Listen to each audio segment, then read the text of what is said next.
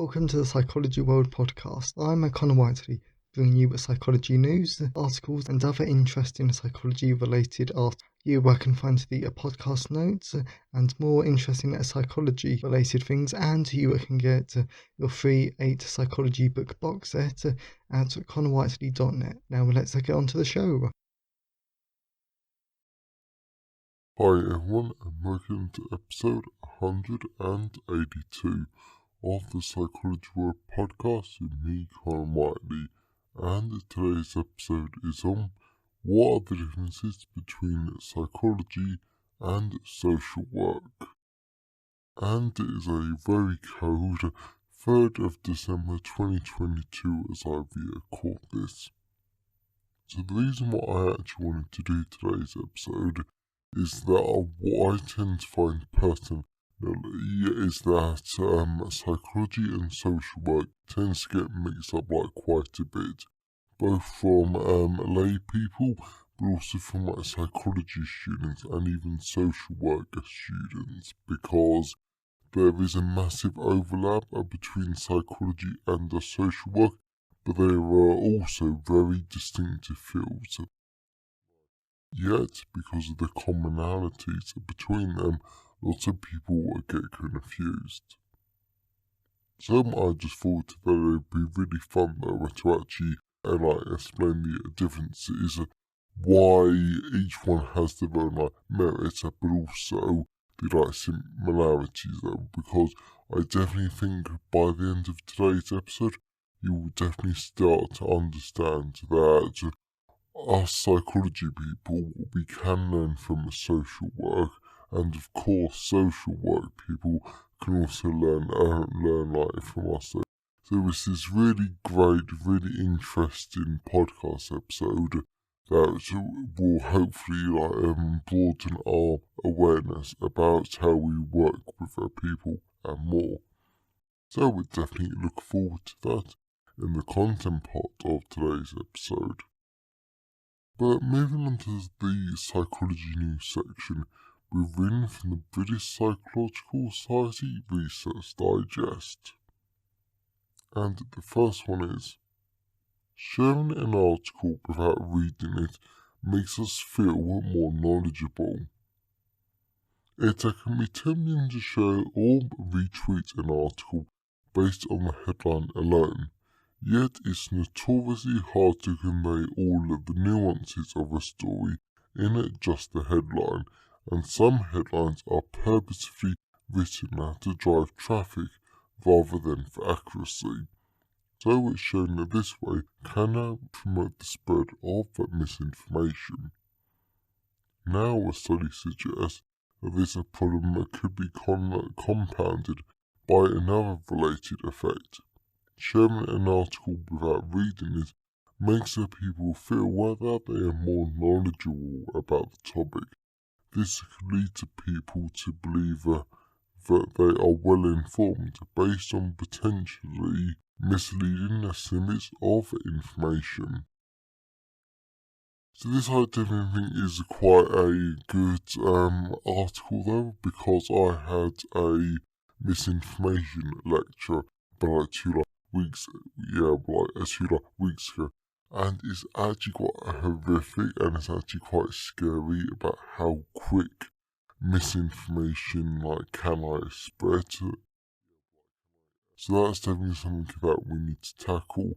Personally, I think I would only say though whether there's about 3 articles that I've ever shared without reading it, but they were from trusted sources that were, for example, with BPS, the psychologist, and some other organisations that are very reputable, and I've read their stuff before though. But I say generally, just don't do this because, as the news article said, some misinformation and some fake news headlines are written in such a way. Just be careful, be mindful, and definitely check the sources that you're reading your news from. That's one of my biggest bugbears at the moment, because It was just my dad earlier, like this morning though, like he said two headlines, and to me they immediately sounded like fake news. I asked him what the source was, and it was some tabloid paper, and yeah, they're notorious for fake news. So the second one is, memories associated with smells are not particularly vivid or emotional. Smell is often considered to be a particularly loquacious sense. Just think about the vivid memories brought to life by the haunting sense of an ex's perfume or the smell of a treasured childhood toy. But is there something special about all the memories associated with a smell? A new paper suggests not. The team finds that smell-related memories are no more intense, emotional, or pleasant than those of other senses like sight or sound. So, although sniffing a smell often it does trigger particularly emotional memories, it doesn't follow that all scent-related memories bring back stronger feelings. So to be honest, there's actually not a lot that I can say after this psychology news article, because I have spoken about it in my cognitive psychology book before, and about why this actually doesn't work. But besides from that, yeah, there's really absolutely nothing else that I can mention about this. I'm sure if there are people and the listeners that are really interested in memory, then they can probably elaborate and make further comment on this. But that's not me. So the final one is, being around birds can help boost mental well-being. Plenty of studies have shown that being in nature can have a positive impact on our mood. Gardening, being in green spaces, and being around water can all improve our well-being. This became particularly clear during the pandemic, when many people in cities had limited access to natural environments. But there has been little research into how being around wildlife specifically affects our moods. Now, a new diary study in scientific reports has helped to fill that gap. Participants in the research reported a greater mental well-being when they could see or hear birds, and it wasn't just so that people benefited from being in nature. There seemed to be something positive about being around birds specifically. Okay, so that's actually a really interesting one, because birds can look nice, I suppose, and I guess it can be quite magical where if you see an entire swarm, I know swarm's not the right word, but if you're walking along in nature and then you see a flock of birds that that's the word, and that can actually be quite impressive. And I guess there are certain types of birds, maybe robins, sparrows, I don't know, hummingbirds. I'm trying to think of all the beautiful birds that I know, but my bird knowledge is quite limited. Yeah, but just those sort of things where that can be rather magical, and I guess that does have a more positive effects on our well-being. But I think the unofficial takeaway from this psychology news article would just be make sure that you get out in nature, make sure if you have a garden, then you use it in joys, make a use of it, spend a bit of time out there, maybe 5-10 minutes a day though, where just you do get out there, and hopefully that will have some sort of positive effect on your well-being. But personally, today's way too cold to go outside, and I already walked to the shops this morning, so I think I'm fine. So I hope you enjoy the psychology news section. So let's move on to the personal update. So this week has been quite a blur, to be honest, because so much has happened. I've been really busy, and I thankfully managed to get tons of different things done. So working on quite a few projects, still doing data collection, but actually this is our last week of proper data collection this year, and yesterday, wow, nothing went right for the EEG. It took me an hour and a half to fix the problem, and then after that, thankfully it was fine. But that was a very intense hour and a half. But that was great fun though, and that's why I actually wanted to mention it, because even when things go wrong in your final year project, and of course this is for the younger listeners of the podcast, you can still have great fun. It's still such a great time to be in your last year of your undergraduate degree, and I definitely think that having a positive mindset and thinking that whatever happens, even if it's bad, this will still be fun and I can still laugh about it. That's absolutely fine, and I think that is possibly the best attitude that you can actually have for life in general. So life is great at the minute. I'm really looking forward to the final 2 weeks of a term, and then it's the Christmas holidays. I've got tons of projects to do first, so I've got a lot to do. Really excited about it, and yeah, it should be a great final month of December, and then it's on to 2023. I really don't know where this year's gone. And as always, I always love to hear your thoughts and feelings on today's episode, so you can just email me, connorwiley@connorwiley.net. You can always leave a comment on the show notes at connorwiley.net/podcast, and you can always tweet me on Twitter at SciFiWiley.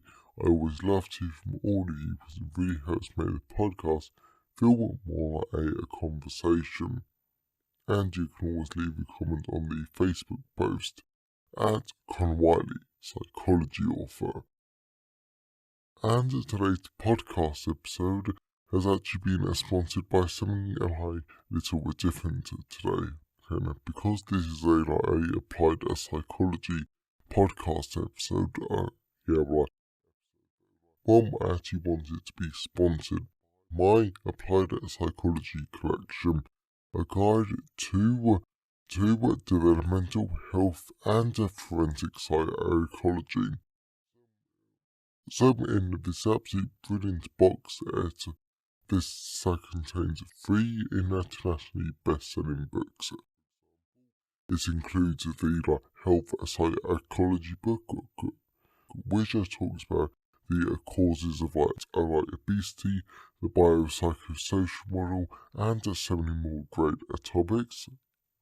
But then it also talks about the mental psychology, and that is 50,000 words of just pure developmental goodness, because that great book really does help you to get a deep understanding and foundational knowledge of how developmental and child psychology works. For example, how does the brain develop, how do children develop their sense of play, and so many more wonderful topics that I really enjoy learning about. And then finally, it includes my absolute favourite book of all the time my forensic psychology book.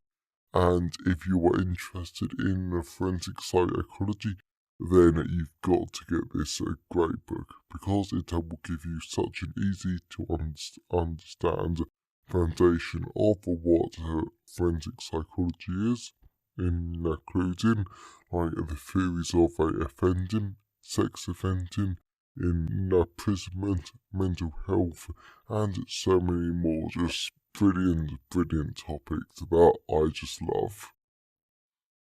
So that is a applied psychology collection available from all major ebook retailers, and you can get the paperback or the hardback version from Amazon, your local bookstore or local library if you request it. But if you do want to buy a book, be so willing to give the podcast a bit of like one-time support, then you can have Buy Me a Coffee at buymeacoffee.com/Connor Whiteley.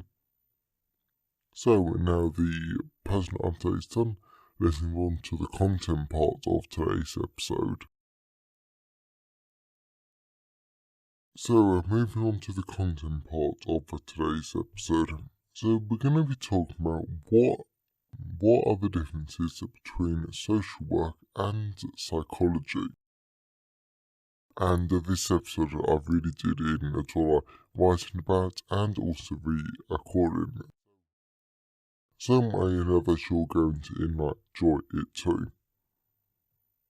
Introduction to the differences between psychology and social work.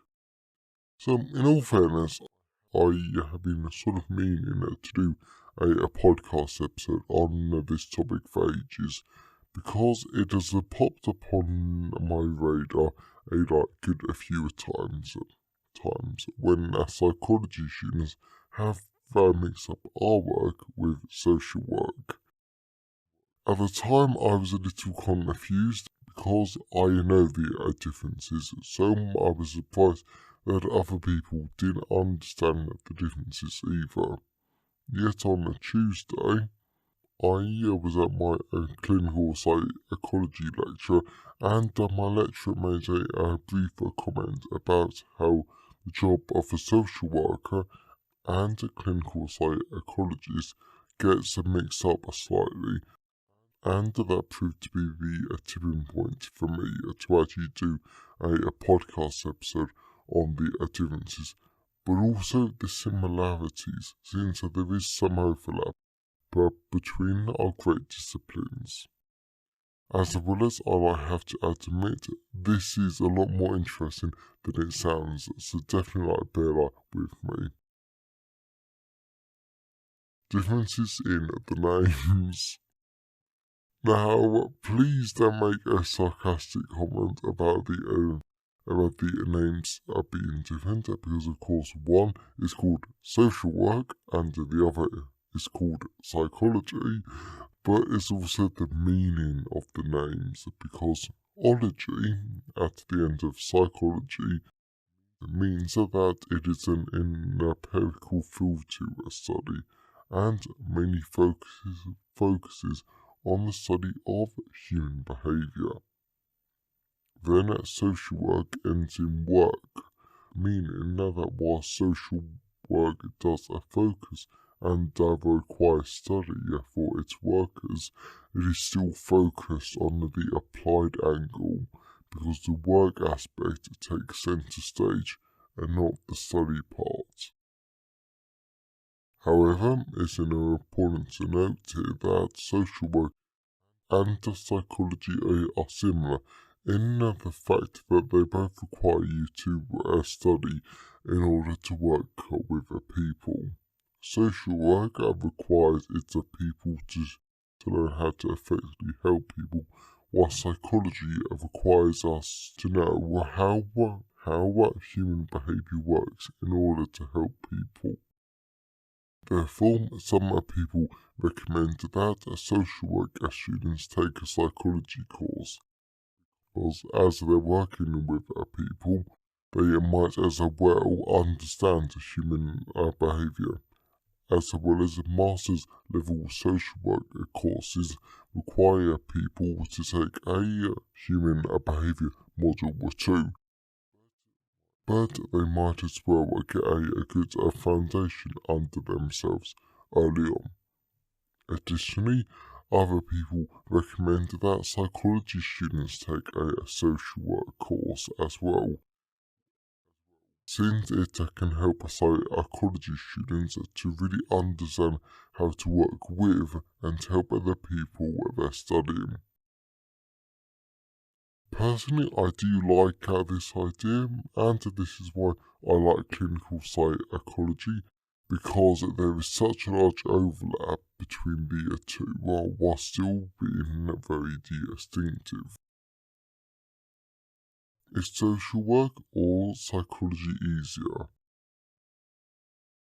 Now, I really have to admit, I think this is such a brilliant trick question, because as I've been testing a lot on first and second years for my final year project at the moment, I found out that tons of people think psychology is hard because they're shocked at how much it covers, how complex it is, and some people wish that they never chose it.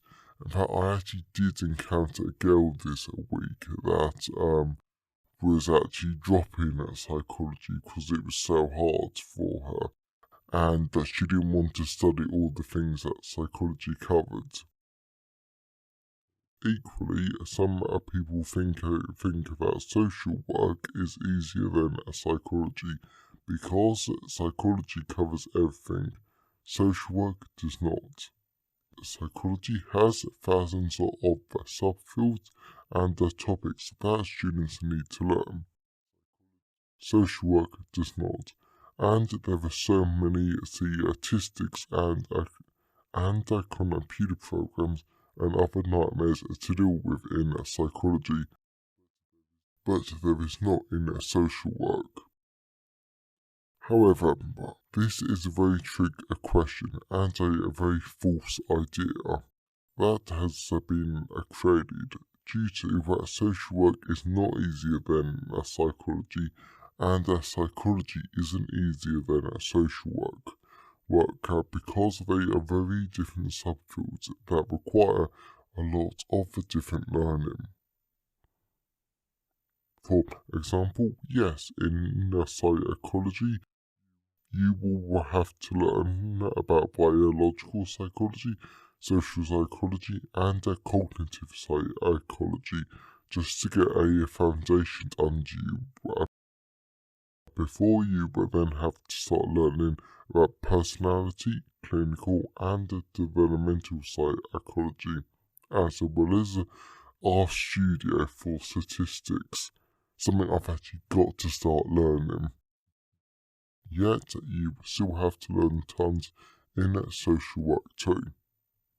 So, a helpful way to remember this is simply psychology is a science and the social work is based on the science. There are tons of different pieces of that information to learn in both, so but there is no easier or harder option. Is psychology or social work more applicable to the real world? I love this question because it is very easy but also very hard to answer, since I know that social work mainly focuses every single lesson towards the student's future career, and it is very possible that you could use every single thing you will learn in social work in your future career and everyday life. So in that respect, social work is certainly more applicable to the real world. And I think we can all agree here as listeners, psychologist students, and everyone else that we can support this because, come on, most of the stuff we learn in cognitive psychology, biological psychology, and personality, I don't think we will ever use that in everyday life or in our future careers. Maybe some aspects, but definitely not all of it. Unless, of course, you specifically work in those areas. Am I wrong? I would quite like to be, but I don't think I am. However, psychology can be very applicable to the real world as well. That is the idea that developmental, clinical, and forensic psychology are built on. How do we use psychological theory and knowledge and apply it to these problems? Therefore, psychology is very applicable to the real world and real problems too. Differences between social work and psychology ethics. When I was researching this episode, I found a brilliant article about the differences between psychology and social work ethics. Now, I won't go into psychology ethics much for two main reasons. One, I have a book coming out in October 2023 called Ethics in Psychology, and it's up for a pre-order now, available in all the usual places if you wanted to go and pre-order that. And the wonderful listeners of this podcast are all mainly psychology students and psychology professionals, so you should know at least the basics of psychology ethics.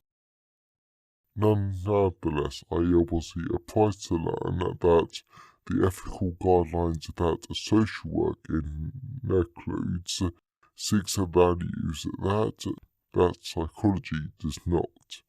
And these values are social justice, worth of a person, dignity, service, importance of human relationships, competence, integrity. Now, before I get a bunch of angry emails, I'm flat out not saying psychology does not have these values. Hell, I think I've written tons about all of them in different forms and on different podcast episodes, and how they're important in different areas of psychology. Yet the point that I want to make is that the service value of the ethical guidelines for social work is all about the work part. This emphasizes that the social work is all about the work and not necessarily the research and study angle like psychology. In addition, I personally found this very interesting to read, and I know it's very controversial to say this, but I think this is largely true. But social work is grounded in anti-oppression theory, whereas psychology is not necessarily. Since all social work in introductory textbooks teaches students straight away about oppression, discrimination, and similar topics, but psychology textbooks, they just don't do that, unless you're looking into that from social psychology. Well, because after I looked at this, I looked at my old International Baccalaureate text books. I looked at my A-level text book that my psychology teacher gave me. Nope, oppression is not mentioned in there once, which I think is all a bit interesting, a bit concerning, maybe a room for improvement, but I think I mention it in the next paragraph of the blog post, so we're going back to it. And of course, there are areas of psychology that focus on social justice, like communication as well as liberation psychology. I've never heard of the last one. I've got to look into that. But as an entire discipline, social justice is not at the heart of what we do. Since social justice defies social work, there is no social work without social justice, and to some extent social justice informs that psychology, but not absolutely. Should you do both social work and psychology, or one or the other? Now, of course, as a psychology student, I would say just do a psychology degree because I'm very biased and I love psychology wholeheartedly. I think it's amazing fun and I love it. Although in all seriousness, I found one opinion that I like and I want to share with you, since Ashley Mayer, a teacher of psychology at Los Angeles Valley College, recommends that students take both social work and psychology. She says this because they both complement each other, and despite the constant competition framing between students having to choose either social work or psychology, she proposes that it is a completely false choice and the student should do both, because it isn't an either or choice, it's a both or and choice. I hope that makes sense in audio. Personally, I think this has been a very enlightening episode because it's important for all of us as a current or future psychologists to look outside of psychology once in a while, since our sister disciplines that look at human behaviour do have things to offer us, and they can teach us more about behaviour.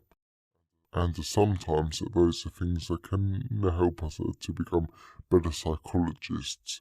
And at the end of the day, that is extremely important indeed, not only for ourselves and our future careers, but also for our amazing clients we serve. So I really hope that you enjoyed today's podcast episode and that you got something out of it. I really enjoyed it, and this is certainly a lot more interesting than I ever thought possible. Possible that myself you enjoyed it too. If you know someone who would enjoy today's episode, then please share it with them. I'm always really grateful when you wonderful people help us spread the words about the podcast. And definitely check out Applied Psychology Collection, an absolute brilliant free book box set available in all the usual places. But if you didn't want to buy a book, but you still want to see the podcast be like one-time support, then you can buy me a coffee at buymeacoffee.com/Connor Whiteley. So have a great day everyone, and I'll see you next time. Thanks for listening today. I hope you enjoyed it. If you want to see the show notes, then please go to connorwhiteley.net. And if you want a free 8-book psychology box set, then please go to connorwhiteley.net. Have a great day, and I'll see you next time.